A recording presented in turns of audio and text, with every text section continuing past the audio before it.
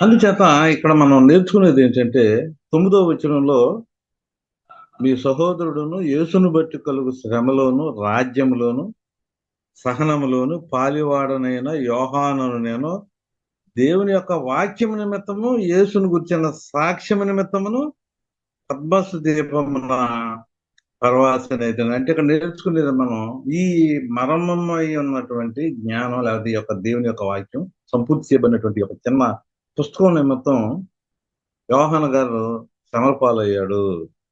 పద్మాసు దీవుల్లో వేయబడినట్లుగా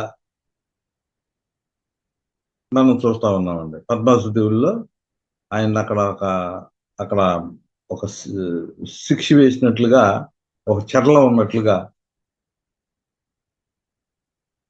యోహాను గారు కేవలం రాసినటువంటి తను రాసిన పుస్తకం కోసం, ఆ వాక్యం కోసం, దేవుని యొక్క వాక్యం నిమిత్తం, యేసుని గురించిన సాక్ష్యం నిమిత్తం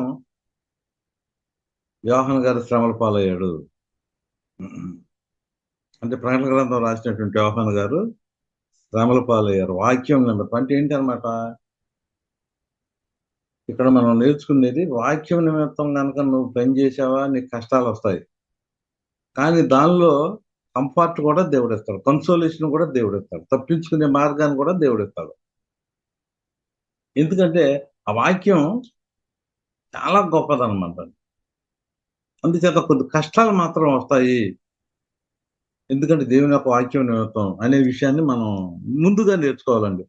నేను చెప్పే సందేశాన్ని నేర్చుకోవటానికి ముందుగా ఈ వాక్యం నిమిత్తం మనం శ్రమలు పడాలి. అంటే ఈ వాక్యం నిమిత్తం మనకేదో కలిసి వస్తుంది అని అనుకోకూడదు. కలిసి వస్తుంది, కానీ ముందు శ్రమలు. చూసారా, నువ్వుల నూనె రావాలంటే నువ్వులు దాంట్లో నలగాలి, అప్పుడు నువ్వుల నూనె వస్తుంది. అది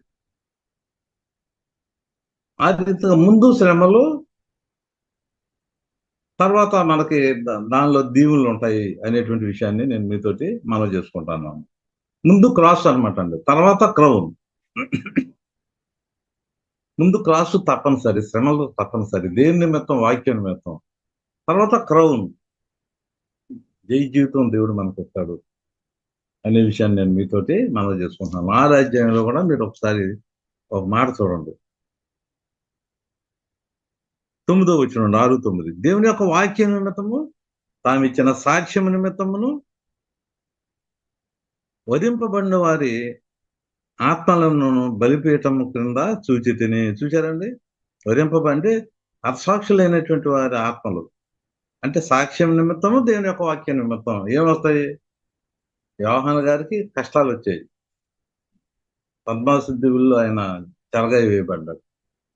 మరి ఇక్కడ చూసినట్లయితే చాలా మంది అండి, ఇంకా లెక్క పూర్తి అవ్వలేదండి. ఇక్కడ ఒక సమూహం ఉన్నట్లుగా మనం చూస్తా ఉన్నామండి. వాళ్ళందరూ కూడా నాదా సత్యస్వరూపని పరదేశంలో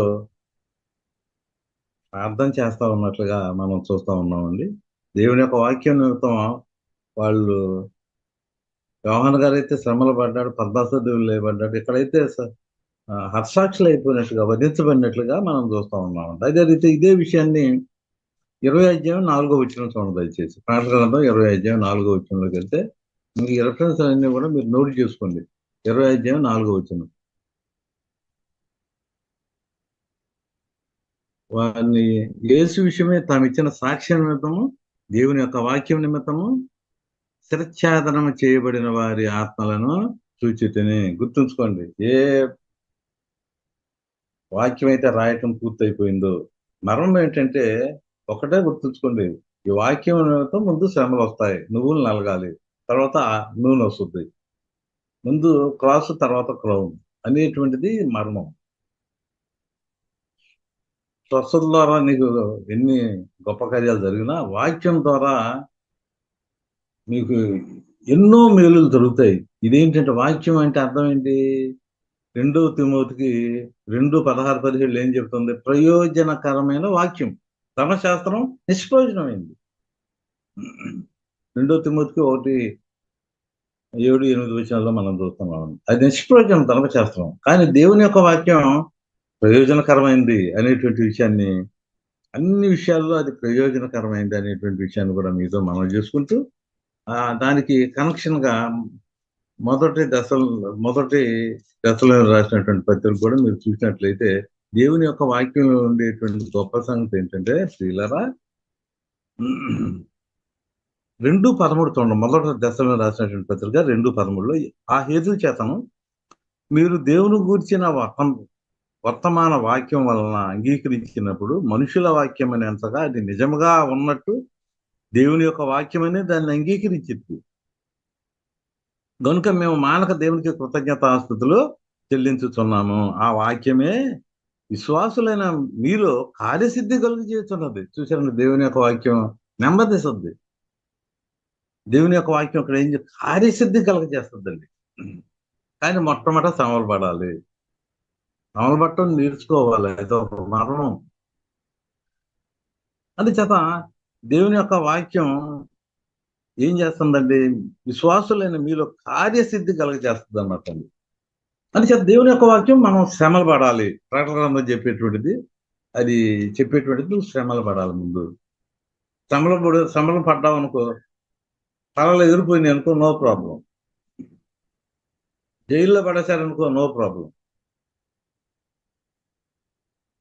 అందుచేత ఇంకా మనం నేర్చుకునేది ఏంటంటే ప్రియులారా, కొలసీలకు రాసినటువంటి పత్రిక 2వ అధ్యాయంలో కూడా మనం చూద్దామండి. నేర్చుకుని త్వరగా మనం నేర్చుకుంటాం. సమయం అయిపోతుందండి. మనం కొంచెం త్వరగా మనం నేర్చుకుంటాం. 4వ అధ్యాయం కొలసీలకు రాసినటువంటి పత్రిక 4వ అధ్యాయం 2 నుంచి 4 వరకు. ప్రార్థన యందు నిలకడగా ఉండి కృతజ్ఞత గలవారే దాని యందు మెలకుగా ఉండి, మరియు నేను బంధకములలో ఉంచబడుటకు కారణమైన క్రీస్తు మరణమును గూర్చి. చూసారండి, క్రీస్తు మరణం గురించి అన్నాడా లేదా ఇక్కడ? నేను బంధకములలో ఉండుటకు కారణమైన క్రీస్తు మరణమును గూర్చి నేను బోధింపవలసిన విధంగానే ఆ మర్మమును వెల్లడిపరుచున్నట్లు వాక్యము చెప్పుటకు అనుకూలమైన సమయము దేవుడు దయచేయవలనని మా కొరకు ప్రార్థన చేయుడి. చూసారా, మనం ముందు కాస్తంత శ్రమ పడ్డాం అనుకోండి. ప్రకటన గ్రంథంలో అదే వాక్యం, తర్వాత ప్రార్థన చేస్తే మనకు అన్ని విషయాల్లో కూడా దేవుడు మార్గాలు సుగమనం చేస్తాడు, సక్సెస్ అవుతాము. చూసారా, కష్టాల్లో వాక్యం చెబితే సక్సెస్ అవుతాం. దానికి రిఫరెన్స్లు రాసుకోండి దయచేసి. అపోస్తుల కార్యాలు 14:27. మార్గాలు సుగమనం చేస్తాడండి, ఇరుకుల విషయాలు తెస్తాడు దేవుడు. మొదటి కొరింథీ 16:9 చూడండి. అక్కడ వాక్యం చెబుతుంటే అన్ని కలిసి వచ్చినాయి అక్కడ. 2 కొరింథీ 2:12 కూడా చదువుకోండి. నువ్వు ఒక శ్రమల్లో వాక్యం చెప్పావు అనుకోండి, దేవుడు మీకు మార్గాలు తెలుస్తాడు, ఆకాశ వాక్యం చెబుతాడు. అంటే శ్రమల్లో దేవుని యొక్క వాక్యం చెప్పితే, అంటే ముందు క్రాస్ ఉంటే, అంటే సిలువ ఉంటే తర్వాత క్రౌన్ ఉంటుందని మీరు తెలుసుకోండి దయచేసి. అందుచేత ఇంకొక రెఫరెన్స్ చెప్తానండి. 4:17 చూడండి అమ్మా. 4:17, ఎందుకంటే మనకు సమయం లేదు, రెఫరెన్స్లు రాసుకోండి. 4:17లో వాక్యం నిమిత్తం శ్రమ పడాలి. బాతి మీద పడినటువంటి విత్తనం కానీ, ముళ్ళ పొదల్లో పడినటువంటి విత్తనం కానీ, ఈ శ్రమలు అణిచేసినప్పుడు వాళ్ళు జారిపోతారంట. మత్తయి 13:21 కూడా రాసుకోండి. మత్తయి 13:21 వాక్యం నిమిత్తం శ్రమ వస్తుంది. శ్రమ వచ్చినప్పుడు ఆ బండ మీద పడినటువంటి విత్తనం ఎలా మొలవదో అలా ఫలించని నేరడు. ముళ్ళ పొదల్లో ఆ శ్రమలు వచ్చినప్పుడు, అణిచేసినప్పుడు అణచబడతాడు. నువ్వు సాతాన్ని అణిచేయనైనా అని 16:20లో రోమ వాక్యం చెబుతుంటే, మీరే కాలుతో అణిచేయండి, దాన్ని అణచండి, తొక్కండి అని చెబుతుంటే మీరు సాతాను చేత తొక్కబడుతున్నారు. ఇది ఎక్కడ దారుణం చెప్పండి. ఎందుకంటే వాక్యం లేదు మీలో. తప్పుడు బోధలు ఉన్నాయి కనుక నువ్వేమీ చేయలేకపోతున్నావు.